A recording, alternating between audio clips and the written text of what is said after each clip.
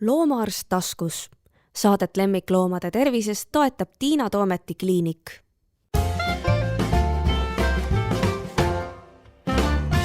Tere! Täna istuvad loomaarstid taskus ühe tõsise teema pärast. Minuga koos on saates kolleegid Enel Hakman, kes on praegusel hetkel küll tegevarst, ja Katrin Mehar, kes on labori, kas öeldakse ka laboriarst või kuidas öeldakse laboris töötava loomaarsti kohta? Iga laboriarst vist. Jah, meil on seal peaspetsialistid ja. Aga arst on ikka ilusam öelda, sa oled ikka doktor. Ja tema töötab siis labrises. Ja miks me oleme võtnud siis sellise keerulise ja raske teema nagu marutaud, siis põhjus on see, et kohe varsti hakkab arvamusfestival ja seal tulevad teemaks tõsised nakkushaigused, mida siin ei olegi nii vähe kahjuks, ja täna me teistel ei peatume marutaudil, mis jälle on kuidagi teenimatult ära unustatud. No tahaks muidugi ära unustada, aga ei saa. Ja miks seda ära unustada ei saa, seda mulle siis minu kolleegid siin hakkavadki nüüd selgitama. Rohkem minevikust räägime Eneliga ja siis tänapäevast ja tulevikust siis Katriniga. Miks minevikust Eneliga? Miks? Kuidas sa selle marutaudi otsa sattusid üldse oma tööga? Ma ei tea, et võib-olla sündisin valesse perekonda, et sündisin loomaarstide perekonda, et olgem ausad, et mul marutaudiga tuli ka lapsepõlves juba kokku puutuda, kuna mu ema oli volitatud veterinaararst. Ja kui ma olin ikkagi laps, siis seda marutaudi oli Eestis äärmiselt palju. Ja neid juhtumeid, kus nakatus koer, nakatus kass, nakatus veis, et ka neid oli väga palju, et minu emal oli sellega kõigega kõvasti sahmimist. Ja kuidagi mina oma karjääriga peale ülisuurlooma nagu arstiks olemist sattusin Põllumajandus- ja Toiduametisse, seal bürood juhtima, siis osakonda juhtima ja siis läks marutaudialane olukord ikkagi nagu väga-väga keeruliseks. See oli siis 90-ndate lõpp kusagil umbes või? Jaa, see oli põhimõtteliselt mingi 2000 aasta, et olukord ikkagi mingi 2003 aasta oli ikka täiesti katastroofiline, et kui laboratoorselt diagnoositud juhtumeid on ikkagi üle 800 ja kui ma nüüd laias laastust mäletan, nendest vist üle 50 olid veised, kelle eest siis hoolitsevad ju inimesed, palju inimesi, ja kuna marutaud on ikkagi sonoos, millesse nakatuvad inimene samamoodi nagu kõik teised püsisoojased loomad, et isegi linnud võivad nakatuda, aga kiired, et siis probleem oli ikka väga-väga tõsine ja sellega tuli aktiivselt tegelema hakata, et ei saanud ainult tegeleda sellega, et nii-öelda hoida teda inimestest eemale, vaid kuidagi tuli teda ikkagi populatsiooni tasemel tõrjuma hakata. Kas see 80-ndate lõpus oli see? Ei olnud, see oli ikka 90-ndatel, kui meil viimane inimene suri marutaudi. See oli üks õnnetu lugu ühe lapsega. 986 oli. Ja kas see laps ei olnud hiljem? See 86 oli äkki see jahimees, kes rebasega. Ei, see oligi laps, ja ma mäletan üsna hästi, et oli minuga ühe sünniaastaga laps. Kes seda metskitse nii-öelda enda arust hooldas ja metskitsel oli marutaud. Et tema isa oli veel jahimees ja seoses sellega siis lapsed hoidsid seda nii-öelda vaka all, et nad kuskil metskitse hooldavad, et siit siis see moraal, et usu veel, et marutaudi sa saad karnivooridel, kassilt, koeralt, rebaselt, kährikult, et tegelikult võid sa saada marutaudi inimesena, mis iganes loomaliigilt. Just. No, siin me juba natuke mainisime, aga küsin siis Katrin sinu käest, et kes need loomad siis kõik on? Linnud ei ole ilmselt. Marutaud on liigiülene haigus. Ta on absoluutselt kõigi püsisoojast haigus. Eksperimentaalselt on nakatatud linde. Ja linnud jäävad, aga kõigusoojast haigust ei ole. Et absoluutselt kõigi imetajate haigus, inimesed väiksest tiirest alates ja isegi hüljestel on diagnoositud, Lõuna-Afrikas levib ta hüljeste koloonias ja Norras on Svärbisaar, mis on arktilises piirkonnas. Seal on polaarrebastel arktiline tüvi ja ka on hüljestel, nad diagnoosisid 2 aastat tagasi hülgel marutaudi. Nii et hülgelt, vabalt, et see hüljes nüüd tuleb ise seda inimest ründama, aga kui see inimene selle hülgega hakkab seal toimetama, siis on suure tõenäosusega võib ta saada. Et ta on liigiülene haigus, aga ta on muutumatuna püsinud, et marutaud on selles suhtes kummaline viirus, et esimesed kirjeldused olid 4000 aastat tagasi ja ta on siiani muutumatuna üsna püsinud, et kui viirused muutuvad ajas, lähevad seal teistsuguseks, siis marutaud on ikkagi väga muutumatuna püsinud, et ta vist tunneb ennast neetult hästi siis siin meie maailmas ja ühiskonnas. Sest muidu ta ju muutuks, ega muutused on alati ju millestki tingitud, eks ole. Nii. Küllap tal on seda... Või võtame kokku, et on loll viirus, et tapab oma peremeesorganismi ära ja eks sa siis muutu, kui sa oled selle peremeesorganismi ära tappunud. Jah, sest kui kliinika välja kujuneb, siis ta tapab ära, et temal ongi see, et ta peab selle peremehe muutma agressiivseks, selle agressiivsusega kannab ju see koerlane või kasslane seda edasi, see on tema edasikandmise viis ju. Ja, aga enamus viiruseid tõesti üritab sind kuidagi nagu pool elus hoida, halb on olla küll, aga ole ikka elus, ma tahan sinu sees edasi elada, aga see marutoodi viirus on ju fataalne, see 100% fataalne, eks ole ju? Kui kliinika on välja kujuneb. No jah, ma mõtlen. Ja, siis on ta. No siin oli juba juttu, et inimene võib saada ju ükskõik kellelt selle. Eks ole, koduloomalt ja kui me arvame, et kassi kriimustus ja koera ammustus, siis mina mäletan ka vanast ajast oma suurloomadest kolleege, minu mõttes nad kõik said selle marutoodi süstid kätte, sest et jälle oli mingi lehm ilastas, arvati, et tal on kartul jäänud kuskile kurku kinni, mindi sealt siis käega seda otsima ja pärast selgus, et oli marutood, eks ole ju. No marutood on selles suhtes ka, ta paljuneb süljenäärmetes, eks ole, loomal.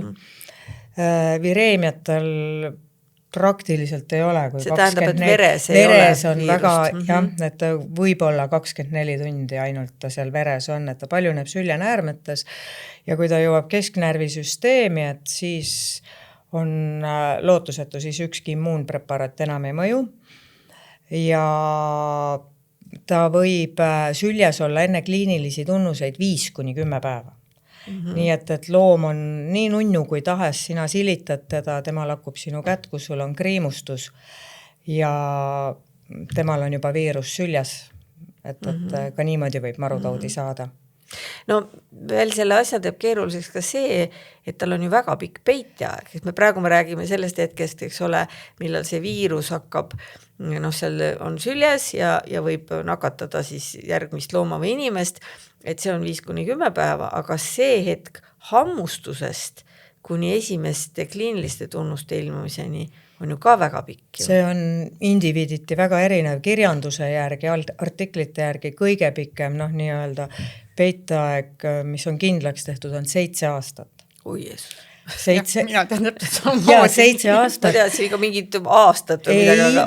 Et ma toon ühe näite ka sellest, et 2019 suri Lätis naine marutaudi. 2019? Ja. Nii.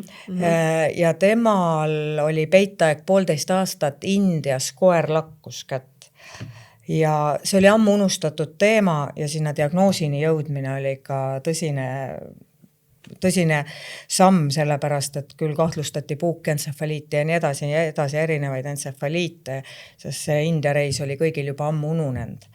Ja samas, kui oleks teadnud, eks ole, selle peiteaja jooks oleks saanud teda ju vaktsineerida, see inimene oleks ju päästetud, eks? Muidugi oleks, aga ta ei ammustanud otseselt, tuli välja. No jaa, aga kriimustus oli ja see koer vist lakkus kätte. Kas me ütleme siin kohe selle praegu ära, et kõikidel välisreisidel need võivad olla nii nunnud kui tahes need tänavaloomad, aga pigem mitte minna neile ligi. Ja kui nad ka ise ligi tulevad, siis võib-olla mitte väga suhelda, eks ole ju. No kolmandatest riikidest kindlasti, sest 2020... Euroopas neid jälle tänaval ei ole. jah, aga 2025 oli vist 2 inimjuhtu Euroopas, 1 Prantsusmaal, 1 Hispaanias, Marokost ja Tuneesiast ja kõik need Kagu-Aasia ja Aafrika riigid, need on ju marutaudi täis, et parem mitte näppida. Parem mitte näppida ja kui tõesti midagi juhtub, sihukest asja võib ju juhtuda, et see tõesti see kass mööda minnes sind kriimustab, sa ei näegi, et ta on põõsaseks ja sa ei tea tast pärast midagi, tänapäeval on see marutoodi vastu vaktsineerimine nii palju lihtsam kui vanasti, need vanad kolleegid ju kõik said ju 30 süsti kõhtu ja kes elas selle kui raskelt ja kuidas üle. Tänapäeval on 3 ja 5 süsti, oleneb ammustuskohast. Jah, et see on palju lihtsam, nii et igal juhul, kui on vähemgi kahtlus kontaktist võõra loomaga mingis taolises marutaudi kahtlases riigis, et siis ilmselt tasub see igaks juhuks ette võtta. Ja marutaudi kliiniliste tunnuste puhul alati arvatakse, et loom muutub agressiivseks. Aga tegelikult ju see nii ei ole. Et kas sa nüüd natukene valgustad meid selle koha pealt ka? Jah, marutaudil on nagu 2 erinevat vormi. On agressiivne vorm, mis siis väljendub agressiivsuses, üliärritavuses. Et öeldakse, et loomal tekib veekartus. See tekib sellepärast, et tal tekib neelukramp, eks ole. Et ta ei saa juua lihtsalt. Ja aga see on lõpus juba. See on lõpus, jaa. Aga marutaudil esineb ka vaikne vorm, kus loom on lihtsalt apaatselt nurgas, tal on lihasnõrkus, agressiivsusest ei ole jälgegi ja see on ka marutaudis loom. Et minu enda praktikas on üks selline näide, kus jahitaks, see on aastast, ma arvan, 2003 täpselt, ma töötasin juba laboris siis, seesama vaikse vormiga marutaudis jahitaks sõi aastase lapsega nurgas koos pulgakommi. Et see laps kogu aeg silitas teda, küll käis pulgakomm selle taksi suhu, siis lapse suhu ja see kõik juhtus reede ja see oli ikka ääretult närviline olukord, kui me sellel taksil selle marutaudi diagnoosisime lõpuks. Aga miks te üldse diagnoosite? Kellel tuli üldse pähe? Jahimehel endal tuli pähe, et igaks juhuks. Et ta suri siis ootamatult ära või? Ta suri nädalaga ära, niimoodi. Vajus täpselt ära, aga agressiivsusest ei olnud. Ma täpselt kliinikat ei mäleta, aga ta oli jah neil nurgas haige pikalt. Et tähelepanu peab pöörama jah sellele, et marutaudil on ka vaikne vorm võib esineda. Minu mõlemad juhtumid, mida mina olen näinud, üks oli üks Kaukaasia lambakoer ja teine oli Saksa lambakoer, olid mõlemad see vaikse vormiga. Et ma ei oskagi öelda, miks ma kahtlustasin. Nad olid imelikud. Nad olid veidrad, need loomad. Ja selle tõttu tekkis mul kahtlus. No ja eriti, kui siis sain küsitud, et on vaktsineerimata, ei tea, kontakte nad ei teadnud, aga nad olid imelikud, need loomad, aga nad ei olnud absoluutselt agressiivsed. Kumbki. No, mina võin öelda, et mina olen praktikas näinud mõlemat juhtumit ja erineval loomaliigil avalduvad ka nad erinevalt, aga näiteks olen näinud väga agressiivset koera ja näiteks koertel ongi see, et neil võib tekkida nagu ohjeldamatu vajadus nagu joosta, et nad võivad tegelikult nagu 10 ja isegi mingi 100 kilomeetrit päevas läbida niuke marutaudis koer, mis tähendab, et siis see nakkuskolle paneb koos selle koeraga nagu ei tea kuhu. Ja samas oli üks veisejuhtum, kus lihtsalt oligi apaatne veis, ei tahtnud süüa ja ainuke, mis nagu viitas sellele, et tal võib olla midagi neeluga valesti, et lihtsalt niiviisi süljeniire tilkus sealt suunurgast, et veisel vist ongi tihtipeale see, et ta ei näita mingisugust agressiivsust välja. See on rohkem jah, nende koerlaste ja kasslaste teema on see agressiivsus.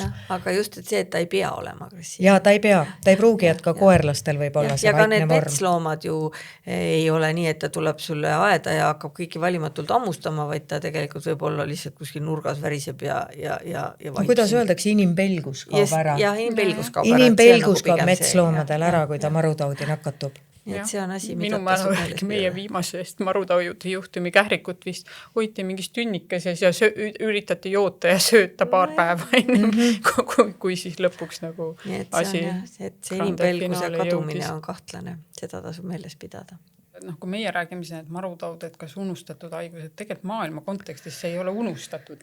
Et seda on sajandeid ja aastatuhanded inimesed kartnud, sest ongi surmavaim haigus, et kui vaktsiini ei olnud, siis sa olidki, said hammustada, said süljega saastunud katkisesse haava ja sa olidki surmalaps, et selles mõttes seda ei maksa unustada, et meid ju tegelikult praegu päästab ainult see, et vaktsiin on olemas.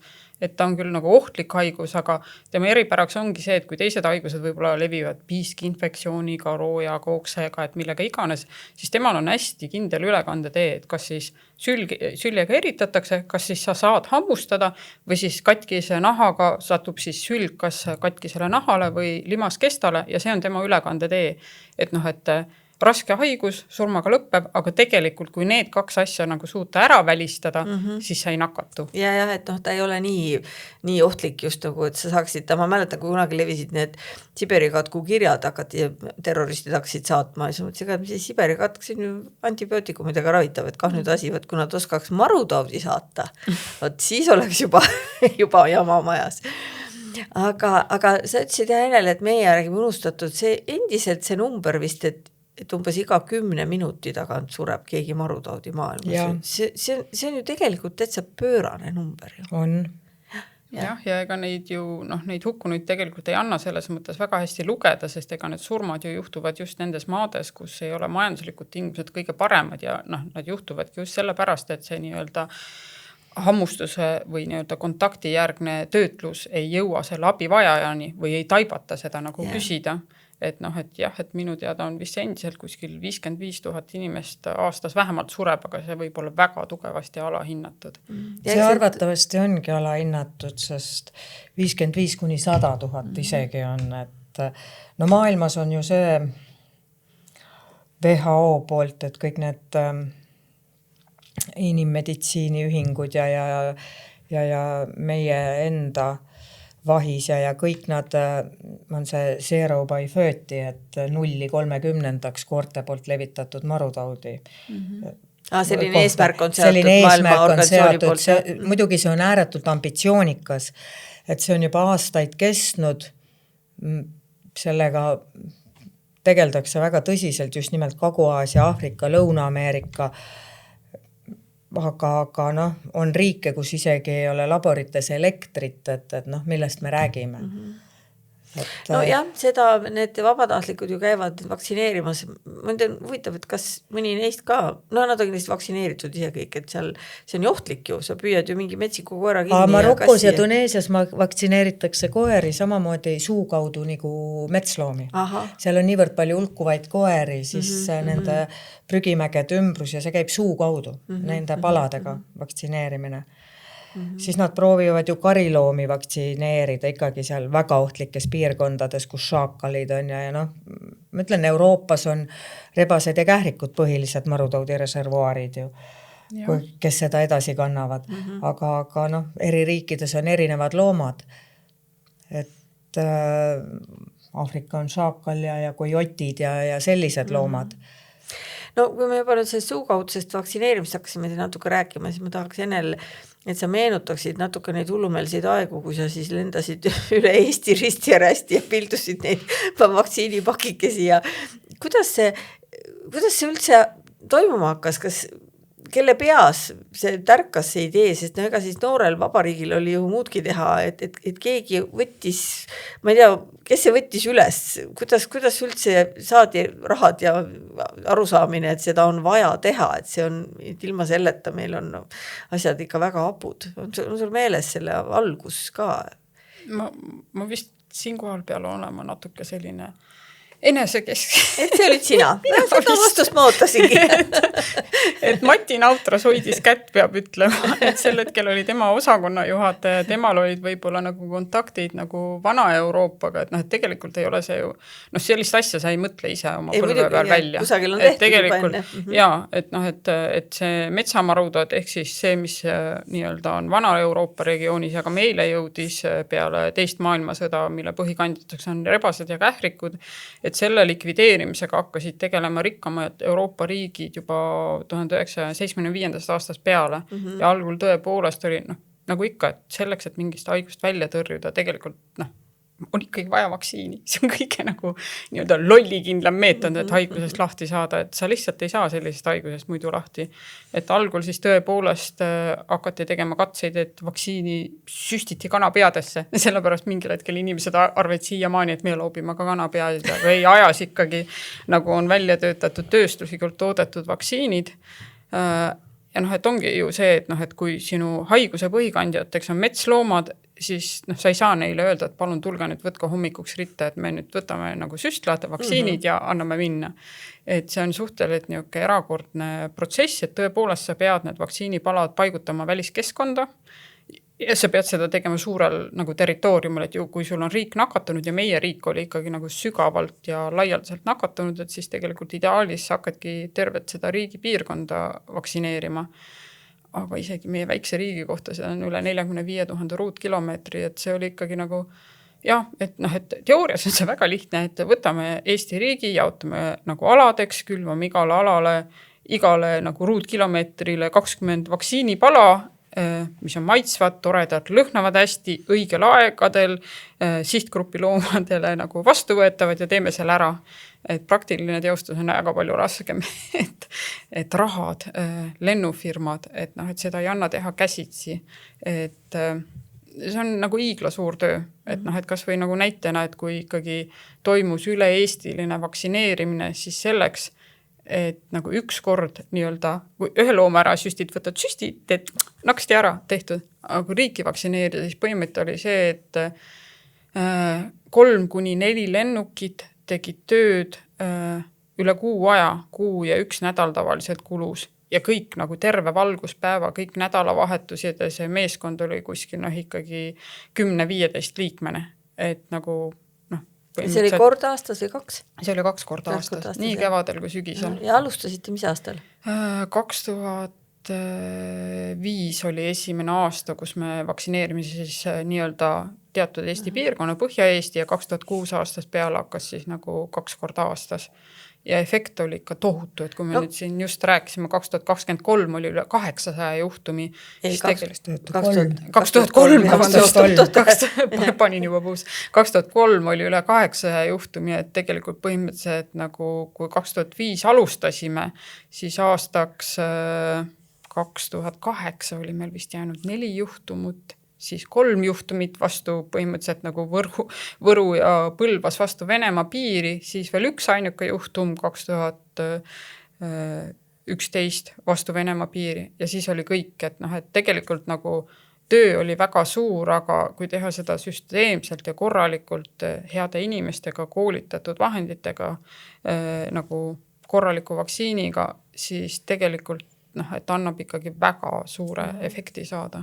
Ametliku marutoodivabaduse saime kuskil 2013. Ja, et selleks ongi, et vähemalt 2 aastat peab viimasest marutoodi juhtumist möödas olema. Kas Läti ja Leedu tegid sama või jäid nad meist natuke ette taha? Nad alustasid varem ja nad nii-öelda said oma marutoodivabaduse hiljem. Okay. Et neil läks selleks rohkem aega. Leedu vahepeal kaotas ka 8 aastaks tal Vene piiri ääres rebane vist oli positiivne, aga see, kui sul on see genotüüp 1 ehk see metsamarutoodi viirus, siis sa kohe kaotad. No meid ilmselt Peipsi järv ikka kõvasti päästab. Meil on see piiriala õnneks lühike, aga ikkagi ohtlik. Jah, olles seda piiriala ise korduvalt 2 korda aastas ülevalt näinud, siis ei ole ta nii lühike midagi ja ta näeb sealt artikuleeritud ja seal elavad ka inimesed ja on majapidamised, et eks see ole niuke, kuidas meil läheb. Aga nüüd on siis meil ju üle 10 aasta seda marutoodivabadust ja kas see kuidagi tunnete, et see on uinutanud ühiskonda või kas või isegi kolleege, loomaarste või loomapidajaid või see tundub juba nagu mingi eksootilise, umbes nagu mingi leeprahaigusena, mida enam kusagil ei ole või te ei tunnete seda? Et liiga rahulikult nagu võtame seda, et minu meelest see nagu rahulikkus tekkis väga kiiresti.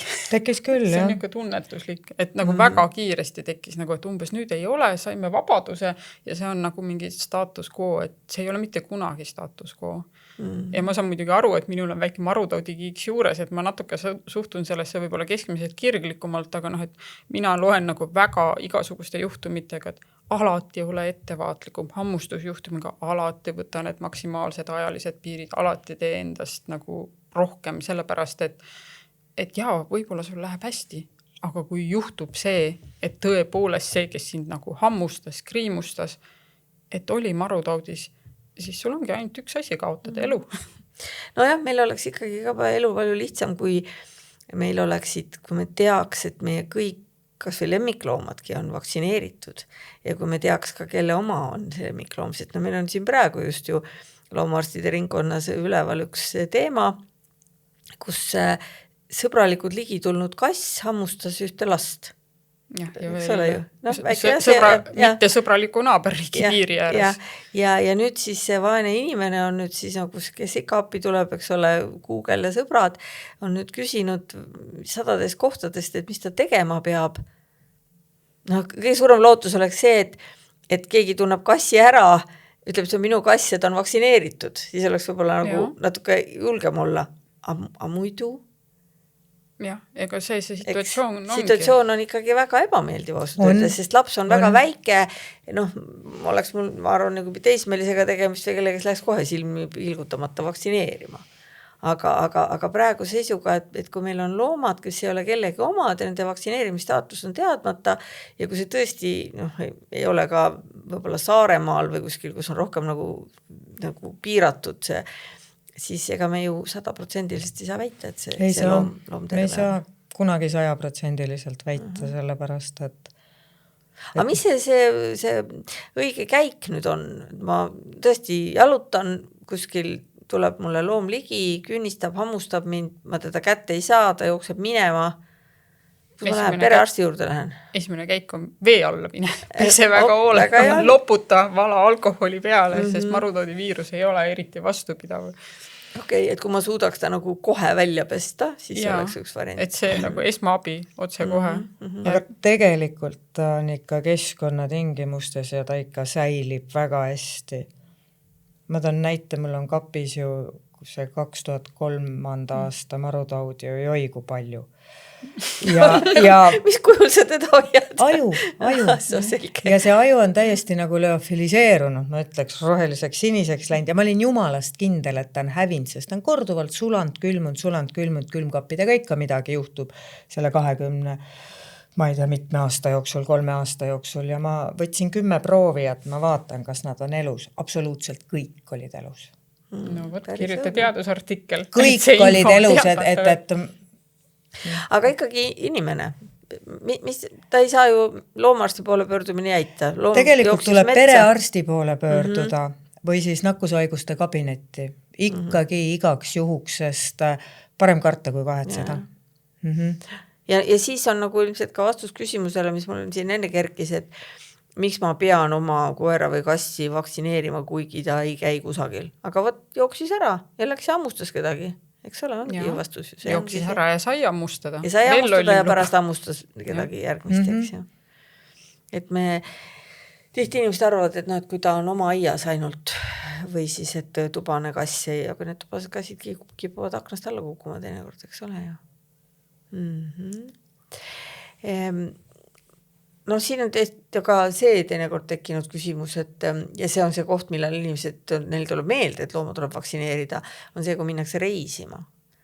Et meil tegelikult on ju ainuke nõue nii Eesti Vabariigis kui ka minu meelest Euroopa Liidus, et see vaktsiin, mis peab olema tehtud loomadel, on marutoodi vaktsiin. Aga see ei ole ju ka nii, et täna vaktsineerin ja homme rõõmsalt reisin, eks ole ju. Ja ei, tegelikult võib see küll nii olla, aga sel juhul peab olema vaktsineerimisintervall katkematu. Et kui sul revaktsineerimine on toimunud õigeaegselt, siis reisi millal tahad. Ehk Eesti oludes iga 2 aasta tagant me peame vaktsineerima. Et sõltub küll selle kasutatava vaktsiini toote informatsioonist, aga et enamus ikkagi annab, et mitmekordsel vaktsineerimisel vähemalt 2-aastase immuunsuse. Et juhul, kui nüüd see intervall on katkunud, et siis on tõepoolest nii, et tuleb minna vaktsineerima, aga siis tuleb arvestada, et vähemalt 21 päeva siis ei saa sa mitte kuskile reisida, sest lihtsalt loomal peab see immuunsus kindlasti olema välja kujunenud, et piirist see üle ei saa ennem. Just. Aga kas mitte on riikides, kus on nõudeid, et peale vaktsineerimist 3 kuud, need on need marutaudiriigid, et sa ei saa näiteks Euroopa Liitu siseneda? Ja see on see antikehade tiitri nõue. Antikehade tiitri sa saad 4 nädalat peale seda, aga et vaadata seda, et kas ta on nakatunud enne vaktsineerimist, et siis kujuneb nagu kliinika jõuab nii-öelda välja kujuneda. Jah, aga see ei puuta nüüd tõepoolest nii-öelda tavalistesse Euroopa Liidu. Tavaliste Euroopa Liidu. Ma mõtlen, et kui me eestlane läheb oma koeraga kuskile, et mis tema või kassiga, et mis ta tegema peab, ta peab lihtsalt vaktsineerima. Lihtsalt vaktsineerima, jah. Aga see on Euroopa Liidu sisene. Kiibistatud olema. Ja. Aga eks võib ju nii ka juhtuda, et on vaktsineeritud korralikult, aga immuunsust ei teki. No see on küll haruldane, aga ilmselt võib olla. See on indiviiditi. Ja ma ei tea, kui palju laboris on kogemus seda, et vaktsineeritud loom ikkagi nakatus, haigestus ja suri. Et mina oma praktilisest kogemusest tegelikult ei tea. Aga et ega minu pakliini kogemus nüüd ei ole nagu 100 loomadega. Et minul väga ei tea, et minu teada marutaudi vaktsiin on ikkagi suhteliselt tõhus, välja arvatud muidugi siis, kui sa ei ole seda teinud liiga vara, aga seda teab iga loomaarst. Me teame, siis kui me veel tegime seda tiitrit, et oli loomi, kellel ta ei tõusnud vastavale kõrgusele. Ta näitas, et ta on vaktsineeritud, aga ma arvan, et see oli individuaalne eripära. No ega ongi, mõnel võibki nii juhtuda. Ja, et mis sa teed siis?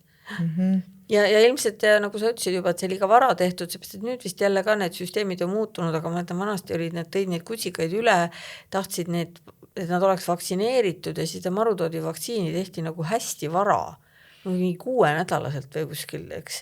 Ja põhimõtteliselt tooteinformatsioonidega valdavalt ikkagi Eestis saada oleva vaktsiinide tooteinformatsiooniga see kooskõlas ei saa olla, et valdavalt nad on ikka nii, et et loom peab olema 3 kuud täis ja siis vaktsineeritakse. Aga siis, see oli ammu, ma mäletan, ja siis oli ka nii, et siis oli tunne, et see nüüd küll ei kesta, et vaktsineerime talle siis üle nagu sellel normaalsel vaktsineerimise ajal, ehk siis kuskil 3,5 kuuselt. Jah, kindlasti on ohutum toimida nii, kui mõelda, et küllap ta kestab.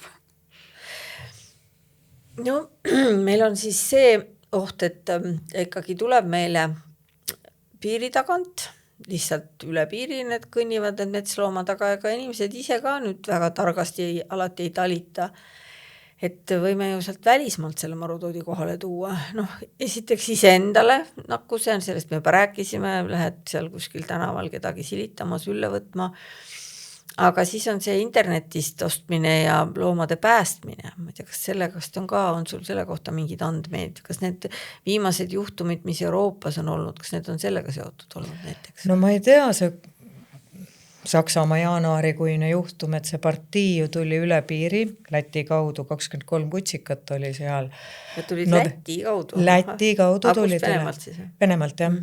23 kutsikat oli, väidetavalt kõigil olid ju paberid korras, tiiter tehtud, vaktsineeritud, passid kiibistatud ja nad liikusid ju kõik üle Euroopa. Austria, Šveitsi, Saksamaa, Prantsusmaa. Ja see kutsikas haigestus ju jaanuari lõpus marutaudi, et ta oli väidetavalt 8 kuune, aga hiljem nagu uuring näitas küllap siis piimahammaste kaudu, et ta oli tunduvalt noorem, see kõik oli võltsitud. Esmane immunofluoressents ajust ei andnud positiivset. Aga ta suri kahtlastel asjaoludel? Ta suri, operatsioon oli tal. Kas oli mingisugune soole tuppumine või midagi taolist, peale operatsioonist narkoosist ärgates oli ta ääretult agressiivne. Siis kujuneski kliinika ääretult välja ja minu arvates ta eutaneeriti ikkagi, sest see oli, ta läks nii hulluks. Aga ma ütlen, aju esmane immunofluoressents, mis on nagu marutoodi diagnoosimise kuldmetoodika, ei andnud positiivset vastust, aga õnneks ei jäetud seda. Ikkagi uuriti edasi, viirus isoleerus, molekulaaranalüütiline meetod oli positiivne ja see koer ikkagi oligi marutaudis, et seal on nüüd 2 võimalust, kas ta oli nakatunud enne vaktsineerimist ja viirus oli jõudnud juba kesknärvisüsteemi. Ja oligi inkubatsioonistaadiumis, vaktsineeriti, aga vaktsiin enam ei mõjunud. Või siis oli võltsitud paberitega. Aga need ülejäänud kutsikad, kas neid jälitati? Ja neid jälitati ja neid kontaktisikuid oli ääretult palju, kes siis said seda, Aga ükski teine kutsikas ei jäänud? Ükski teine ei jäänud. Ja teine juhus oli veel, kus Marokost liikus kutsikas läbi Hispaania Hollandisse. Ta sõitis rongiga, lennukiga, millega kõigega veel 3 kutsikas ja ka haigestus marutaudi. Ja neid kontaktisikuid prooviti kindlaks teha, neid tehti üle 80 kindlaks, aga kõik ei leitud kindlasti. Aga õnneks, vist ikka keegi nii hullusti. Samas peiteaeg on pikk, üllatusi võib tulla. Jah, üllatusi võib tulla, et viimastel andmetel 90. aastast kuni 2026. aastani on sisse toodud juhte lemmikloomadena Euroopa Liidus olnud 39 vist. Aga nad on enamusse Tuneesia ja Maroko. Ja sealt Aafrikast. Nojah, ja seal ongi siis nüüd tekib see küsimus, et kui kindel, ma ei saa nendes paberites kindel olla, eks ole, ja ma ei saa ka kindel olla, kui see loom paistab pealt poolt okei. Et ta võib ju ilma igasuguse kliinikata olla, aga tegelikult ta kannab seda viirust juba, eks ole. Ja, ta võib olla tõesti sellepärast, et ta võib olla nakatunud ka enne vaktsineerimist, et täpselt kui viirus on jõudnud kesknärvisüsteemi, aga ta ikkagi püsib veel inkubatsiooni staadiumis. See on niivõrd individuaalne, et paljudel viirustel on raudne reegel 5-7 päeva ja ta juba avaldub, aga miks see marutaud selline on, et see on tõesti... Et siit võib olla see moraal, et ehkki meil võib nii kahju olla sellest vaesest loomast seal kusagil võõral maal, et siis mõtleks võib-olla niipidi, et meil endalgi on neid päästmist vajavaid loomi, et päästaks neid kohalikke siis pigem. On küll, jah. Et mitte ei tooks neid sisse. Sest see Venemaalt loomade toomine ka, mul on nagu hea meel iga looma pärast, kes ära päästetakse, nii-öelda konkreetselt. Aga kui me võtame seda... mis sellega kaasa võib tulla, siis ma pigem ikkagi ei tahaks, et neid päästetakse sealt. Et see ei ole nagu väga tark tegu. Mis me peaksime siis nüüd veel inimestele ütlema? Rahva tervise seisukohalt on võitlus marutaudiga äärmiselt oluline, eks ole ju. Aga kuidas siis meelde tuletada rohkem, et ei ole, on võib-olla natukene uinunud piiri taga, aga võib iga hetk meile uksest sisse tulla? Piiri taga ei ole ta kindlasti uinunud. Ja ma arvan ka, et me ise oleme siin natuke uinunud olekus, et tegelikult oht püsib kogu aeg. Meil on ikka sellised naabrid, et ja tasusest riigid, ma ütlen, kes on vabasuse peaaegu saavutanud, nagu Poola ja Ungari, ja nüüd nad võitlevad selle Ukraina piiriga just nimelt, et Ukraina nendes ettekannetes, mis nad teinud on, et väga kahju on, et aga nende seis on ikka väga hull, sest rindepiirkonnas on niivõrd palju hulkuvaid loomi ja see marutaud levib sealt täiesti ohjeldamatult ja rääkimata muust, et neil on ka inimjuhtumeid olnud, 2025 oli vist 1 ja 2024 2, aga need on registreeritud inimjuhtumid ka. No Rumeeniaski oli 2025 ju inimjuhtum koera käes sai ammustada meesterahvas. Ja Rumeeniast vist ka üsna palju neid nii-öelda päästetakse neid loomi igal pool Euroopasse. Ja Rumeenia on jumalast marutaudi positiivne maa. Türgi, Moldova, samad teemad. Samad teemad, jah. Aga Rumeenia on Euroopa Liit tegelikult. Et see on jälle see, et tegelikult oleks nagu loomade vaba liikumine. Kui sul võltsitud pass, siis kaob valvsus väga kergesti ära, eks ole. Võltsitud pass, võltsitud vaktsineerimised seal sees ja nii ongi. No sellised tõsised lood, aga me saame oma isiklikku looma kaitsta, me saame ennast kaitsta sellega, et me oleme ettevaatlikud, et me vaktsineerime, et me ei löö käega, et pole vaja. Ja ma saan aru, et kuna jutt on põnev, siis jätku sellele jutule tuleb siis Arvamusfestivalil, pluss seal räägitakse ka nendest teistest hirmsatest haigustest, mis on siin kimbutanud, nii ma vähemalt aru sain. Nii et inimesi, kes on huvitatud ikkagi sellisest, see on rahva tervis, see ei ole ainult loomade tervis, see on selline üldine tervis, eks ole, et siis tulla Arvamusfestivalile ja kuulata ja saate ka ilmselt küsimusi esitada, aga teile väga suur aitäh, et te leidsite aega tulla meile sellest rääkima. Aitäh teile! Ei ole tänu väärt. Loomaarst taskus. Saadet lemmikloomade tervisest toetab Tiina Toometi kliinik.